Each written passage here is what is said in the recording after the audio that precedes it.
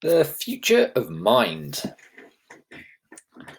Well, so what do I mean by the future of mind? All sentient experiences that are yet to occur and how the nature of experience changes over time. And why does it matter? Well, for one, I believe it transcends and includes most, if not all, of what we care about today. All sentient experiences yet to occur. And also it's what's at stake. We don't know how the mind is going to change over time and how future minds are going to experience this world. It's all to play for at this stage, at this pivotal stage in human history.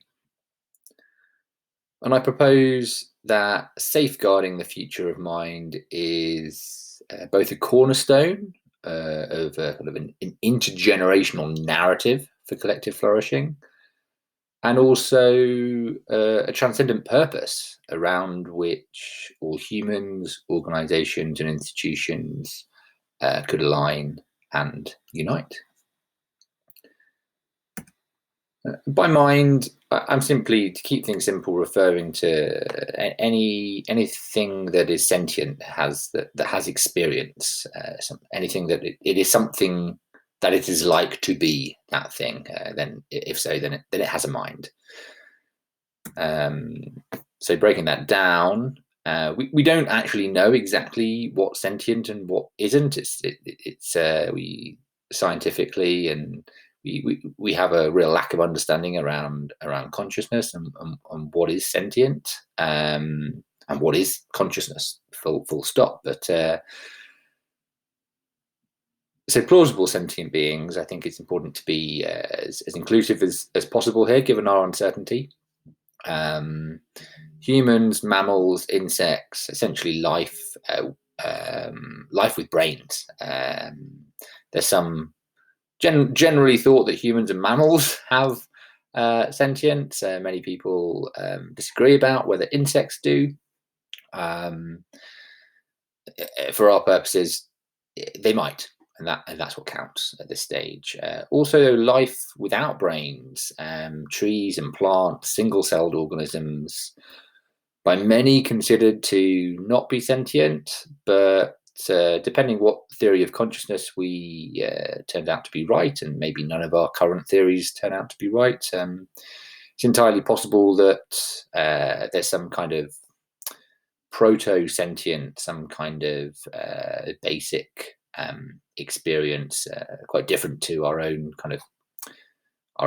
human experience, but still some kind of basic sentience nonetheless, experienced by life without brains. Planets, stars, and galaxies. So many would disagree that they even could be conscious.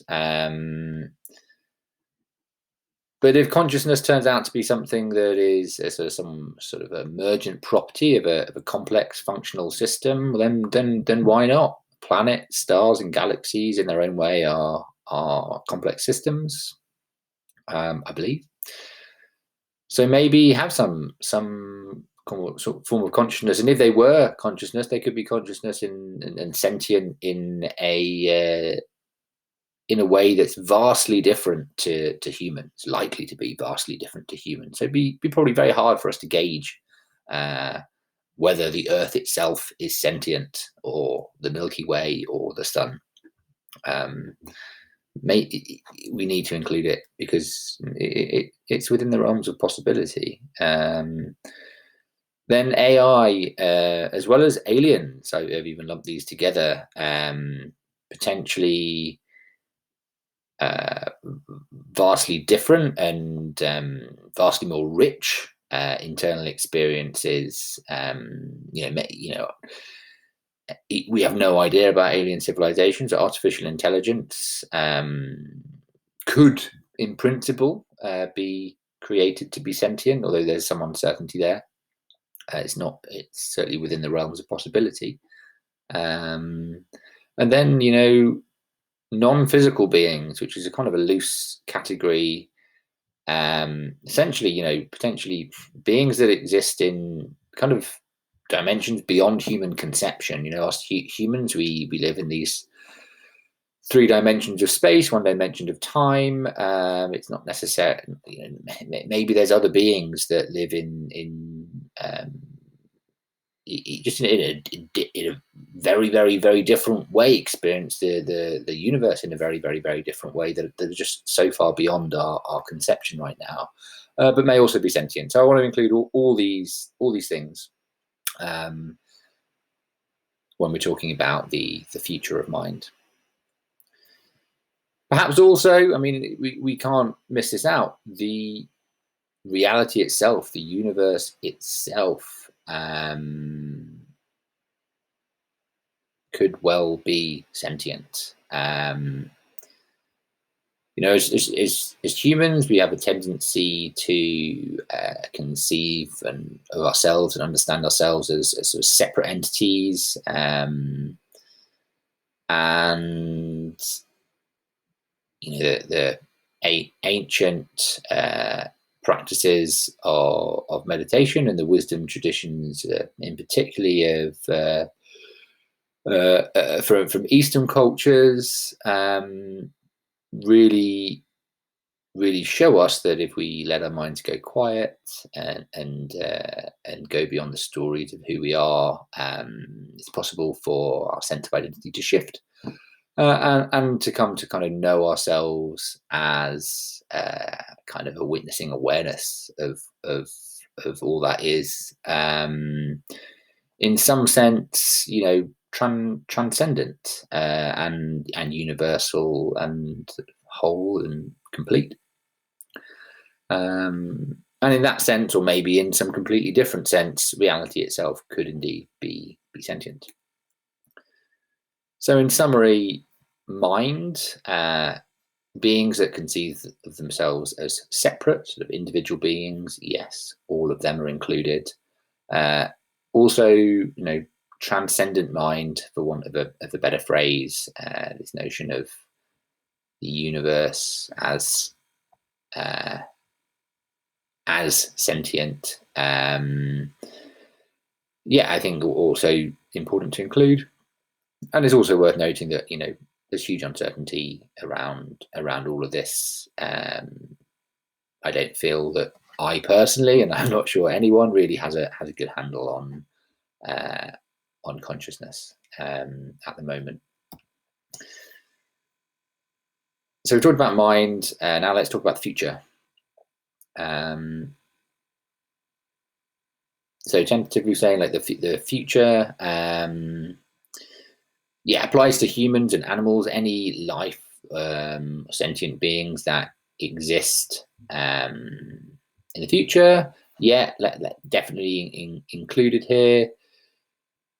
Slightly different, possibly, for this notion of a transcendent mind, universal mind, witnessing presence, sort of essential nature, the experience of which is often described as sort of timeless and eternal. And I think in a very real way, perhaps it doesn't make sense to think of the future of the transcendent mind.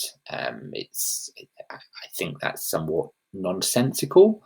So when we're talking about the future of mind, I think let's just bear that kind of whole richness and uncertainty in mind, whilst also being conscious of definitely including minds that experience themselves as separate entities with pain and pleasure and experience, and essentially ones that we would normally consider to have moral significance. So the future, we're including future generations of humans and animals and any other species,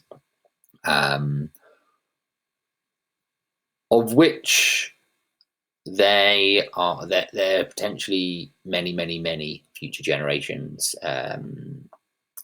deep time, The future is very, very big, and this is a notion that we often it's just not usually on our radar as humans. It's very hard to conceive of the scale of time. But to just try and put some numbers on it and get a feel for it, short of a kind of an extinction catastrophe event, it seems like we've got quite probably 300 million or more life supporting years on Earth where humans could survive. Very much thinking in principle, and perhaps much more than that. It's probably going to be 10 times that, 300 or 3 billion years. Until the Earth has heated up loads from the expansion of the sun. But we expect to see a little bit of heating, but potentially this is still very manageable for eons. But beyond the Earth, in principle, given the trajectory of human technology and the time that we have available, it's thought that we can, at least in principle, colonize a significant part of space that's accessible to us. And it's very hard to know what the right numbers are here, but just pull one sort of perhaps conservative estimate looking at deep time. There's 10 to the power 13 stars roughly in the Virgo supercluster, which is sort of our region of space.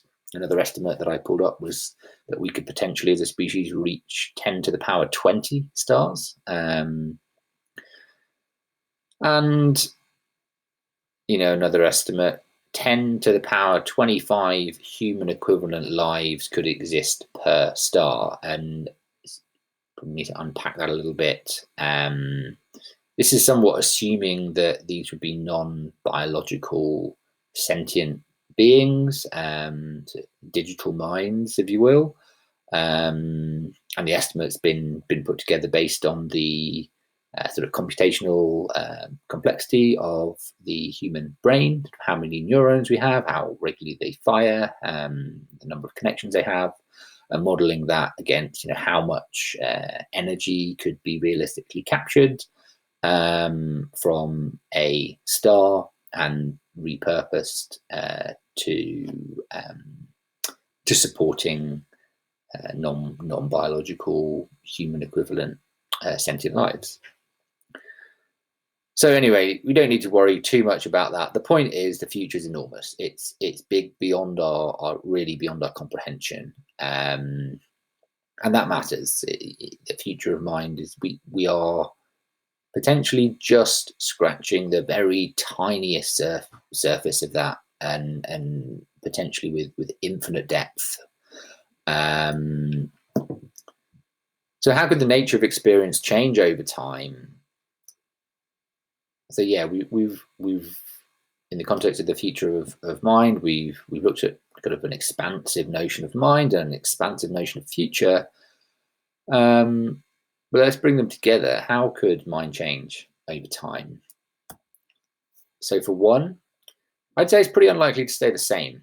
Given evolution and what's more, given the trend of exponential technology, which is moving so much faster than natural evolution, it seems very unlikely to stay the same, certainly over the long term, and quite possibly over the relatively short term, even several generations. We could see wild changes to types of experiences that are possible.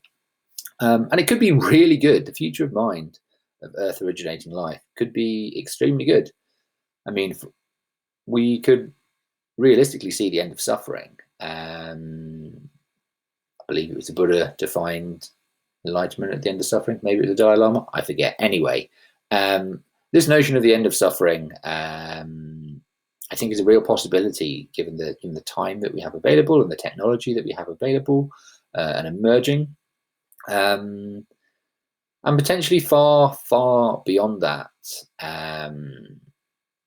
So this notion of enlightenment, spiritual enlightenment, and the end of suffering,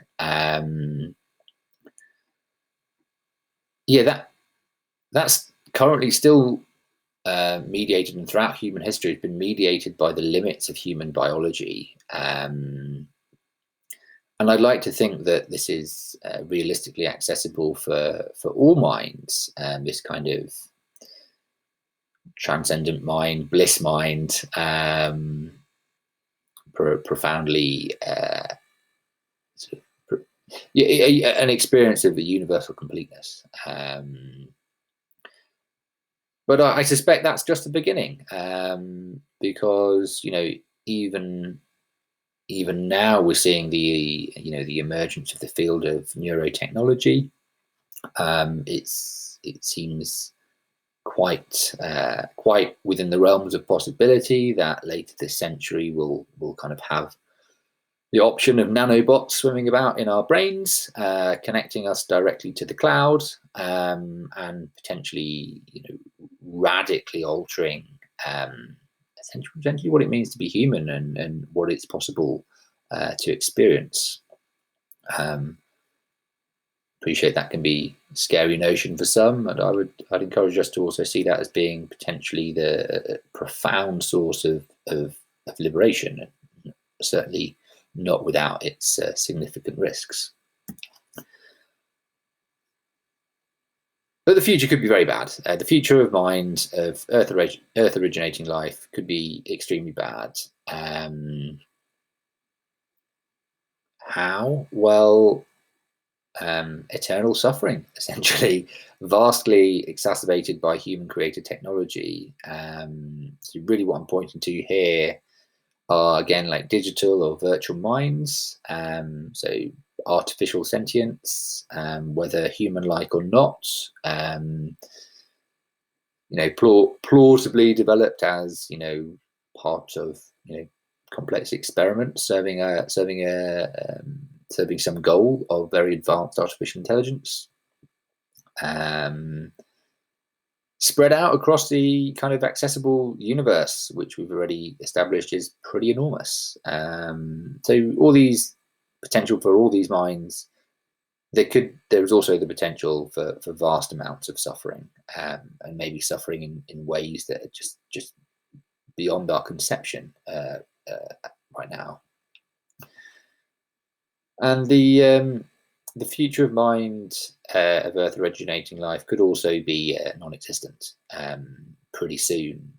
In that we could be rapidly approaching total extinction, not just of all human life and all intelligent life, but potentially total extinction of all sentient beings that originated on Earth, all species. Many people say that the Earth is fine. It's the humans that are in trouble. I disagree. Like, all life on Earth is at threat from humans right now. We're in the process of creating artificial intelligence, which is likely to be vastly more powerful than us and supersede us as the prime decision maker on this planet.